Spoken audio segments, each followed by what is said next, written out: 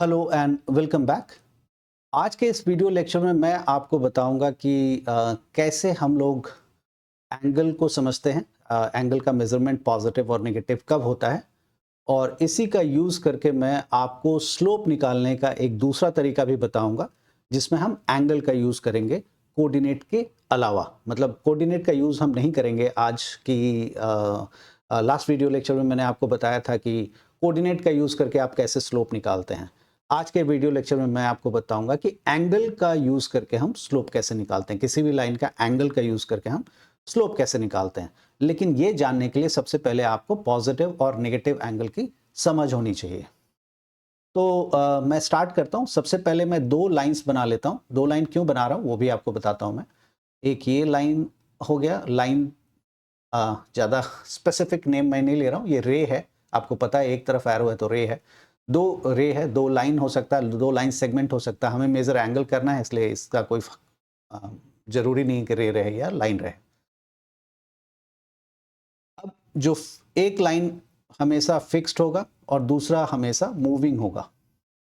Moving line को ही हम लोग टर्मिनल लाइन के नाम से जानते हैं।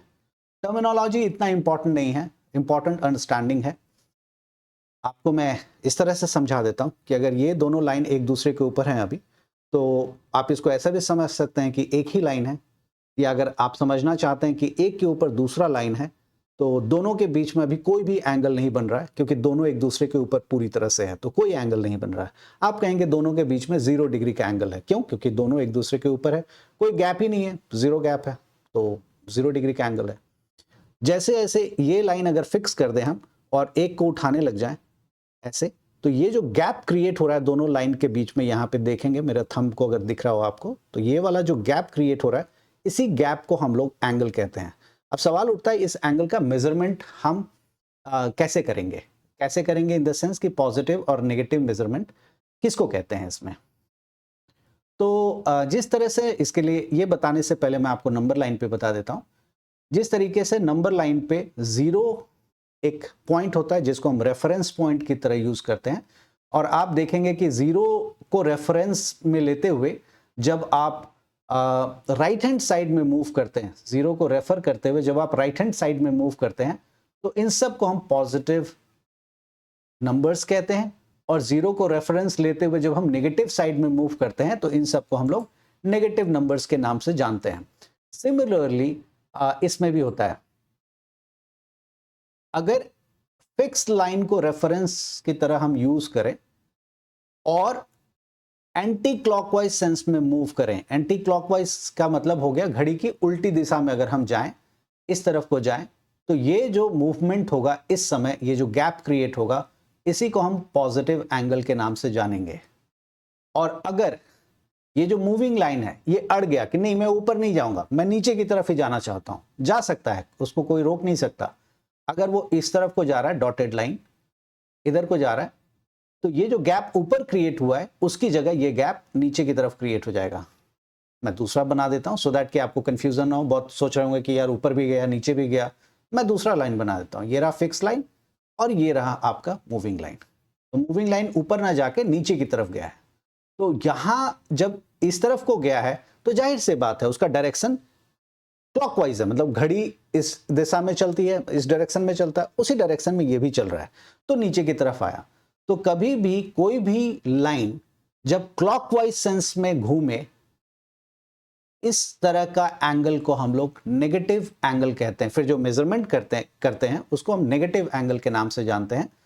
और अगर वो एंटी क्लॉकवाइज में घूमे, मतलब घड़ी की उल्टी दिशा में घूमे, आप जानते हैं ऐसे जाएगा तो घड़ी का उल्टा डायरेक्शन हो गया, तो इस तरह का जो एंगल का मेजरमेंट होता है उसको हम लोग पॉजिटिव एंगल कहते हैं।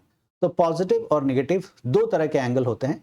जिस तरह से 0 के राइट हैंड साइड में पॉजिटिव नंबर्स होता है, 0 के लेफ्ट हैंड साइड में नेगेटिव नंबर्स होता है, उसी तरह से एंगल में भी दो तरह का एंगल होता है, एक पॉजिटिव एंगल और एक नेगेटिव एंगल। तो ये दो एंगल होता है।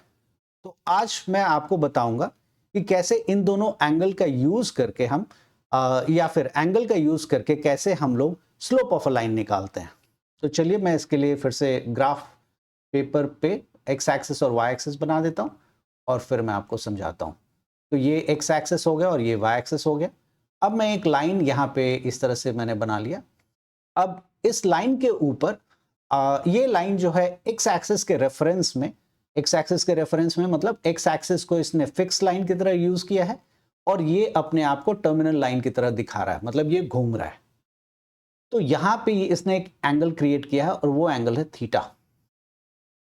अब ये पूछा गया है कि ये वाला जो लाइन है आपके पास, ये रेड वाला जो मैं रेड कलर से भी मार्क कर रहा हूं, ये वाला लाइन का स्लोप क्या होगा, इस वाले लाइन का स्लोप क्या होगा। एक ही लाइन है ये, मार्कर से ठीक से मार्क नहीं हो रहा। इस लाइन का आपको स्लोप चाहिए कि क्या होगा। याद रखिएगा पूरे लाइन का स्लोप उतना ही होगा जितना उसके एक टुकड़े का होगा। अगर इस लाइन का सिर्फ रेड वाले पोर्शन का स्लोप निकाल लीजिए या पूरे लाइन का आप स्लोप निकाल लीजिए, एक ही बात है, क्योंकि वो उसी का हिस्सा है तो स्लोप सेम ही होगा। तो इसका स्लोप हम निकालेंगे। अगर ये एंगल मुझे पता है थीटा, तो हम कुछ नहीं करेंगे, सिर्फ टैन लगा देंगे, टैन का एप्लीकेशन कर देंगे उस थीटा के ऊपर। जो वैल्यू आएगी वही इस लाइन का स्लोप कहलाएगा। ध्यान रखिएगा। अब सवाल उठता है कि टैन का एप्लीकेशन करने से ही क्यों आएगा, साइन और कॉस का एप्लीकेशन करने से क्यों नहीं आएगा। तो उस सवाल पे बढ़ने से पहले मैं एक एग्जांपल दे देता हूं। अगर ये थीटा एज्यूम कर लेते हैं कि 45 डिग्री है, 45 डिग्री है, तो पूछा गया कि इस लाइन का स्लोप बताइए कि क्या होगा। तो इस लाइन का स्लोप हो जाएगा tan of 45 degree which is equal to 1। तो 1 इसका स्लोप हुआ। बहुत बार ये गलती होती है कि आप लोग ये समझ लेते हैं कि जो एंगल है यही स्लोप है। मैं रिपीट कर देता हूं कि एंगल स्लोप नहीं है। टैन का एप्लीकेशन होने के बाद जो वैल्यू आएगा वो स्लोप है। जैसे इस केस में मैं आपको बता सकता हूं कि आप इसको इस तरह से समझिए कि अगर सिर्फ 45 डिग्री है तो 45 डिग्री स्लोप नहीं है। उस 45 पे जब टैन का एप्लीकेशन करेंगे, जो वैल्यू आएगी, जो नंबर आएगा, वो नंबर इस लाइन का स्लोप है। अगर ये एंगल थीटा की जगह 45 की जगह अगर एज्यूम कर लेते हैं कि ये एंगल, मैं दूसरा एग्जांपल ले रहा हूं, 45 काट दे रहा हूं। अगर ये थीटा 45 की जगह लेट इट बी 73 डिग्री है, तो इस लाइन का स्लोप पूछा गया है, तो इस लाइन का स्लोप होगा tan 73 डिग्री। ना इधर tan 73 डिग्री पूरा इस लाइन का स्लोप होगा या इसी की जो वैल्यू होगी, एक ही बात है दोनों, इसकी जो वैल्यू होगी, मान लेते हैं इसकी वैल्यू कुछ होगी, कुछ भी, एनीथिंग इट कुड बी, कुछ भी होगा, मैं नहीं जानता वो कितना होगा, any number, let it be 2.3698 dot dot dot, कुछ भी, उसके लिए टेबल देखना पड़ेगा। सो 2.3698 डॉट डॉट डॉट। मैं फिर से बोल रहा हूं, ये इसका एग्जैक्ट वैल्यू नहीं है, मुझे भी नहीं पता क्या वैल्यू है, मैंने एक रैंडम कोई नंबर ले लिया है। तो ये जो वैल्यू आप देख रहे हैं ये इस लाइन का स्लोप होगा, ये ध्यान में रखिएगा। 73 डिग्री इसका स्लोप नहीं है। टैन उसके ऊपर जब लगा और फिर जो वैल्यू आई वो इस लाइन का स्लोप कहलाएगा। ये बहुत इंपॉर्टेंट है समझना। अब आपको ये पता लग गया कि किसी भी लाइन का अगर एंगल दिया हुआ हो तो हम स्लोप कैसे निकालते हैं। ठीक है, अब ध्यान रखिएगा कि अगर हमें यह पता है कि एंगल कितना है तो हमने स्लोप निकाल लिया। उल्टा भी हो सकता है, अगर स्लोप दिया हुआ हो तो हम एंगल भी फाइंड कर सकते हैं। अब आपसे यह बोला गया है, या फिर मैं खुद बता रहा हूं आपको, कि टैन का एप्लीकेशन करने के बाद क्यों, साइन और कॉस का एप्लीकेशन करने से क्यों नहीं। तो इसको मैं समझाता हूं आपको दूसरा मार्कर का कलर यूज करके। तो मैं इस बार ब्लू कलर यूज कर रहा हूं मार्कर का। हम लोग जानते हैं ये बात कि अगर एक ट्राइंगल है हमारे पास, राइट एंगल ट्राइंगल है, जैसा वहां बना हुआ है एग्जैक्टली मैं वैसे यहां बना ले रहा हूं। ये राइट एंगल ट्राइंगल है, ये एंगल हमारा थीटा है और ये एंटी क्लॉकवाइज में एंगल है, जैसा यहां है एग्जैक्टली वैसा ही मैंने यहां पे कर लिया। अब आप जानते हैं कि अगर हमारे पास थीटा गिवन हो तो परपेंडिकुलर और बेस के रेशियो को हम लोग टैन कहते हैं। ये बात आप लोगों ने ट्रिगोनोमेट्री में मैं एक्सपेक्ट करता हूं कि पढ़ाई है और जानते भी हैं आप। सो tan of theta equals perpendicular which is p upon base. और आप ये भी जानते होंगे कि थीटा जो एक्यूट एंगल है उसके सामने वाला जो साइड है वही परपेंडिकुलर होता है। जो थीटा आप कंसीडर करते हैं उसके सामने वाले साइड को ही हम परपेंडिकुलर कहते हैं। अगर आपने ये वाला थीटा कंसीडर किया होता तो इसके सामने वाला साइड ये है, तो ये वाला हम परपेंडिकुलर कंसिडर करते हैं। बहुतों के मन में ये रहता है कि जो नीचे है वही बेस है, ऐसा कुछ नहीं है। ये कोई घर नहीं बन रहा है कि जो नीचे है वही बेस है। ये ट्राइंगल है, बेस और परपेंडिकुलर आपस में बदल सकता है, हाइपोटेन्यूज नहीं बदलता, बट परपेंडिकुलर और बेस आपस में चेंज हो सकता है। ये डिपेंड करता है कि हम कौन सा एंगल कंसिडर कर रहे हैं।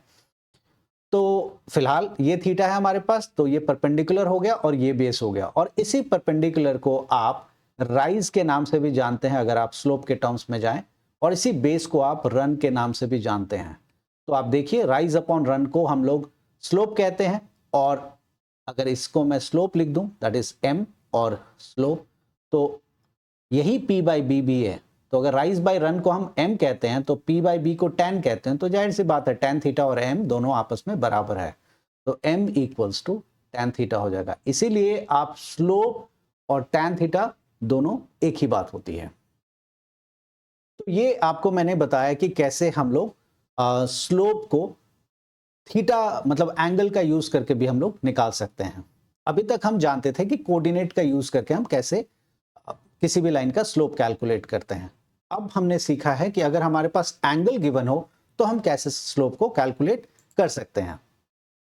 अब इसके बाद नेक्स्ट टॉपिक आता है, वो ये है कि अगर दो लाइंस हमें पता है तो उन दोनों लाइन के बीच का एंगल हम कैसे कैलकुलेट करेंगे और दोनों के स्लोप के बीच का क्या रिलेशनशिप होगा।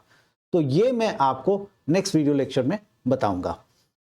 तब तक इस बात को अच्छे से समझ लीजिए कि अगर एंगल दिया हुआ हो तो हम कैसे लाइन का स्लोप निकालते हैं और एंगल पॉजिटिव और नेगेटिव क्या होता है। तब तक के लिए bye bye and thank you. Watch कीजिए और सब्सक्राइब भी कीजिए।